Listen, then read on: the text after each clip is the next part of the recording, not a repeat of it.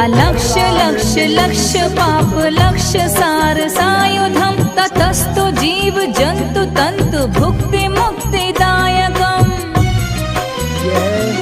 विरंचि विष्णु शंकर सखीय धाम वर्मदे त्वदीय पाद पंकजम नमामि देवी नर्मदे